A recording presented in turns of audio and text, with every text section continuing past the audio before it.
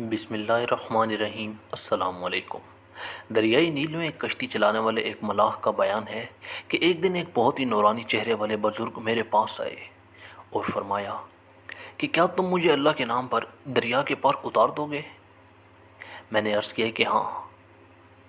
وہ بزرگ میری کشتی پر سوار ہو گئے اور میں نے انہیں دریا کے پار اتار دیا۔ جب وہ کشتی سے اترنے لگے تو انہوں نے مجھ سے فرمایا کہ میں تمہیں ایک امانت سونپتا ہوں، کیا تم اس کو قبول کرو گے؟ میں نے کہا کہ جی حضور، ضرور قبول کر لوں گا۔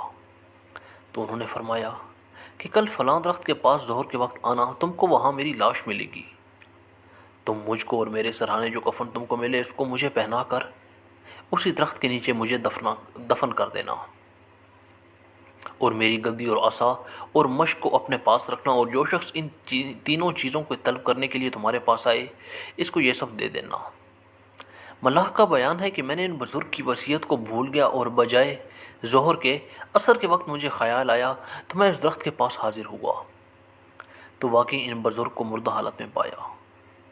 میں نے وصیت کے مطابق ان کو کفن پہنایا، اس میں مشک کی خوشبو آ رہی تھی۔ میں نے جو ہی ان کا جنازہ تیار کیا، ایک دم ناگہاں ایک طرف سے انسانوں کی ایک بہت بڑی جماعت آ گئی، اور میں نے ان لوگوں کے ساتھ نماز جنازہ ادا کر کے اسی درخت کے نیچے دفن کر دیا اور اپنے گھر آ کر سو گیا۔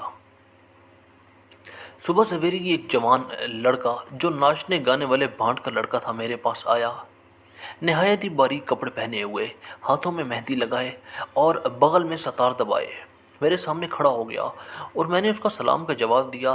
پھر اس نے مجھ سے دریافت کیا کہ کیا فلاں بن فلاں تم ہی ہو؟ میں نے جواب دیا کہ ہاں میں ہی ہوں۔ اس نے کہا کہ پھر جو تمہارے پاس میری امانت ہے مجھے دے دو۔ میں نے حیران ہو کر پوچھا کہ تمہیں اس کی خبر کیوں کر ہو گئی؟ اس نے کہا کہ یہ نہ پوچھیں۔ میں نے کہا تم کو بتانا ہی پڑے گا۔ میرا اصرار سن کر اس نے کہا کہ بھائی، میں اس کے سوا کچھ نہیں جانتا کہ گزشتہ رات ایک شادی میں ساری رات ناچتا اور گاتا رہا۔ جب صبح کو اذان فجر ہوئی تو میں ناچ ختم کر کے سو گیا۔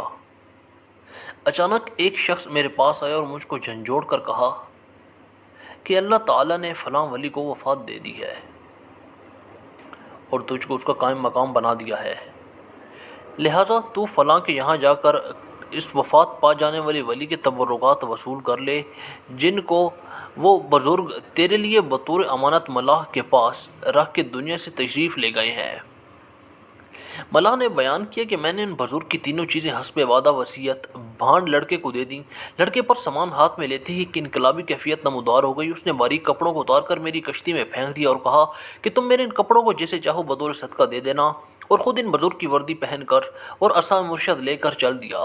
ملاح کا بیان ہے کہ میں اس بھانڈ لڑکی کی خوش نصیبی اور اپنی محرومی کا خیال کر کے رونے لگا، یہاں تک کہ رات آ گئی اور میں روتے روتے سو گیا۔ مجھے اس رات خواب میں اللہ جل جلالہ ملے اور مجھ سے رب العزت جل جلالہ نے ارشاد فرمایا، اس پر یہ گراں گزرے کہ میں نے اپنے ایک گناہ گار بندے پر احسان فرما کر اس کو اپنے دربار کی طرف رجوع کرنے کی توفیق عطا فرمائی۔ اے ملاح، یہ میرا فضل ہے اور میں اپنا فضل جسے چاہتا ہوں عطا فرما دیتا ہوں۔